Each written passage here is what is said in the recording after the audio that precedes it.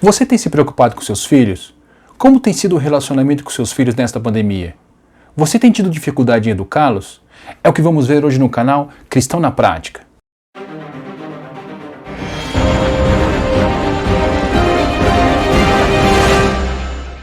Bem, se você está preocupado com os seus filhos, isso é um bom sinal. Eu sempre vou amar você acima de tudo. Você é meu filho, é meu sangue. Você é a melhor coisa da minha vida.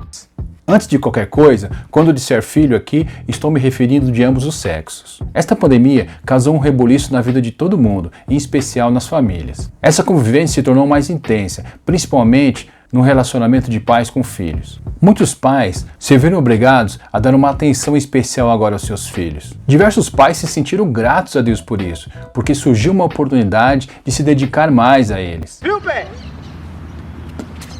Ixi! Foi a oportunidade que estavam esperando para se dedicar mais, brincar mais, ser mais ativo na vida escolar dos seus filhos e assim por diante. Agora, para outros, essa aproximação forçada não foi muito agradável. Papaizinho lindo! Sai daí, sai daí! Porque da noite por dia sentiram o peso da responsabilidade, tendo que lidar com uma demanda que não estavam acostumados, se sentindo desnorteados por não saber como lidar com essa situação e angustiados por não ter com quem dividir tamanha tarefa. Estão dando graças a Deus que parece que a pandemia está no fim, a vacina já está aí e a vida vai voltar ao normal. Mas neste relacionamento entre pais e filhos, qual a lição que essa pandemia e esse isolamento social nos deixam? Não sei. Mas antes de continuar, deixe o seu joinha, se inscreve no canal e compartilhe esse vídeo com outras pessoas que você acredita que precisam ouvir sobre este assunto. A doutora em antropologia e professora da PUC deixa para nossa reflexão a seguinte frase: neste momento de isolamento social, devemos entender o que é essencial em termos de valores e vínculos. Essa doutora afirma o seguinte, que é fato que muitos pais não conseguiram dar conta dessa situação de educar os seus filhos nesse momento de isolamento social. Faltou paciência e habilidades para esses pais lidar com seus filhos nesse momento que eles mais precisavam. Entendemos pela fala dessa doutora que isso só evidenciou a falta de autoridade que esses pais têm. Você pode me dizer para não fazer, mas não tem jeito de me vigiar o dia inteiro. E mesmo aqueles que acreditam ter autoridade não conseguiram fazer bom uso dela. Em primeiro lugar, devemos entender o que é autoridade. Autoridade é o direito ou poder de decidir, de ordenar, de atuar e de se fazer obedecer. E essa é dada pela Constituição Federativa do Brasil. Veja o que a Constituição Federal diz no 8º capítulo, no artigo 229. Os pais têm o dever de assistir, de criar e de educar seus filhos menores. Ou seja, como pais, devemos dar atenção, sustento e transmitir aos nossos filhos os valores que acreditamos serem corretos. Valores esses fundamentais para a saúde mental e espiritual dos nossos filhos, assim como para que eles vivam bem em sociedade. Assim, não devemos terceirizar a educação dos nossos filhos a outros parentes, à internet, à escola ou quem quer que seja. Essa responsabilidade é de cada pai e mãe, que são autorizados para isso pela lei máxima do nosso país e principalmente pelo Senhor dos Senhores. Agora, como exercer tal poder? O professor e historiador Leandro Carnal afirma que existem dois conceitos para aqueles que exercem uma função de poder: a autoridade e o autoritarismo. Explicando esses conceitos em poucas palavras, aquele que tem autoridade visa o bem-estar do próximo. Aquele que é autoritário visa o seu próprio bem-estar. Desta forma, acreditamos que quem tem autoridade tem excelentes objetivos e sonhos para os seus filhos. Já o autoritário visa a simples manutenção do seu poder, por meio de decisões arbitrárias e incoerentes. Mas você pode estar dizendo: mas eu não sou um pai e uma mãe autoritária. Todas as minhas atitudes visam o bem-estar dos meus filhos. Será? Em seu artigo Autoridade e Legitimidade em Estratégia, o Dr. Alexandre Faria afirma que a autoridade é sustentada por 3 fundamentos: a posição, a prática e o conhecimento. E esses fundamentos, citados por esse doutor, têm respaldo bíblico há séculos. E a mera deficiência ou ausência de qualquer um desses fundamentos pode comprometer a autoridade de um pai e de uma mãe, tornando-os cruéis e autoritários ou covardes e omissos. Então vamos entender cada um desses fundamentos agora.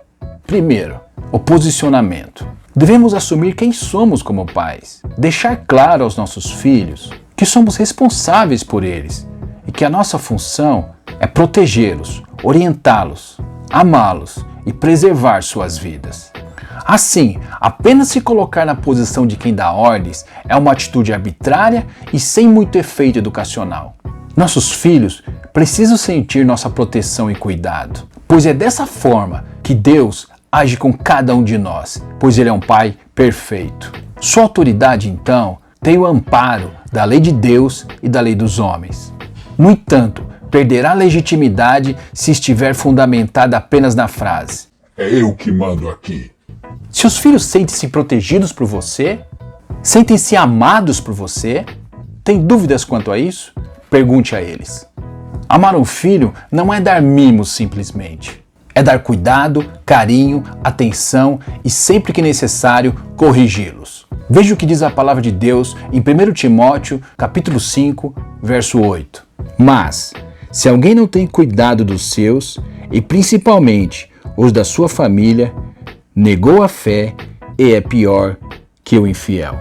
Portanto, assuma a sua posição de pai e de mãe, entendendo a responsabilidade que você tem na educação dos seus filhos.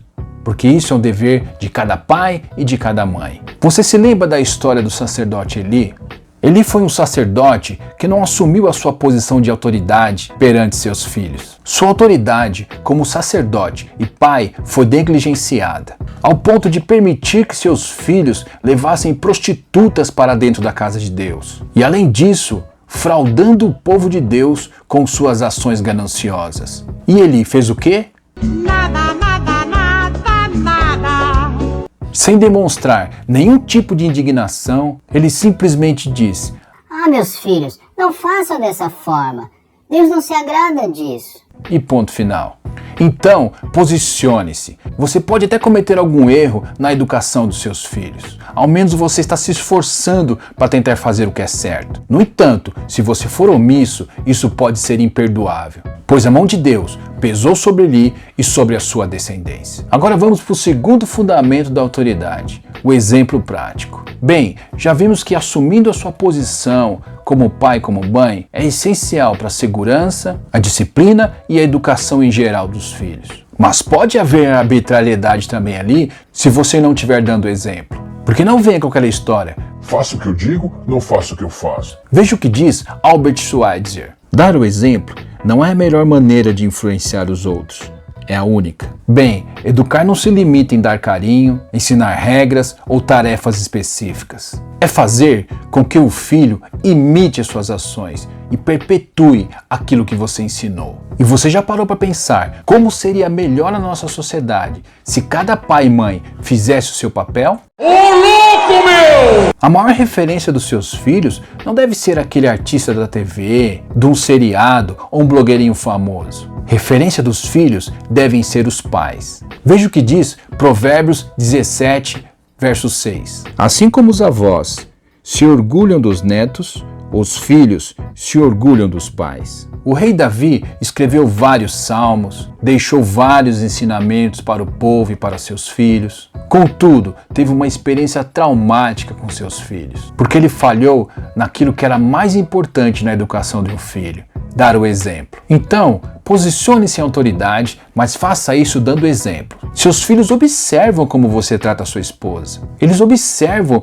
como é o seu relacionamento com as leis do país, o seu relacionamento com o pastor, se você fala mal de alguém na hora do jantar, ou se você assiste algum programa de televisão que a sua própria fé condena. Então eles podem até te obedecer por um tempo, seja por medo, por não querer contrariá-lo, ou até porque realmente temem a Deus. Contudo, entenda uma coisa: é muito improvável que alguém sinta orgulho de um hipócrita, ainda que esse seja o seu pai ou sua mãe. Vamos agora para o terceiro fundamento da autoridade: o conhecimento, que vamos chamar aqui de habilidades. Como dizem por aí, filho não vem com manual de instrução. E se acredita que educar um filho não é tarefa fácil, e realmente não é.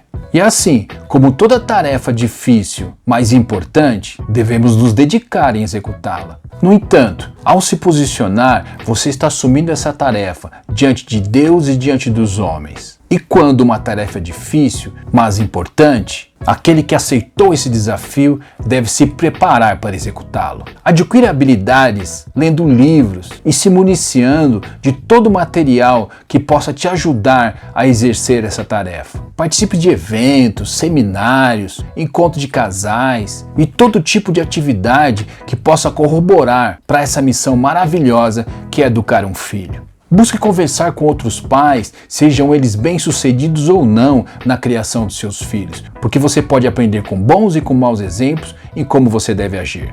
Agora, se você quer saber mais como se municiar de mais conhecimento para ser uma bênção na vida dos seus filhos, no próximo vídeo traremos excelentes dicas, afinal, este é o canal Cristão na Prática. E não se esqueça, o seu discípulo principal é o seu filho.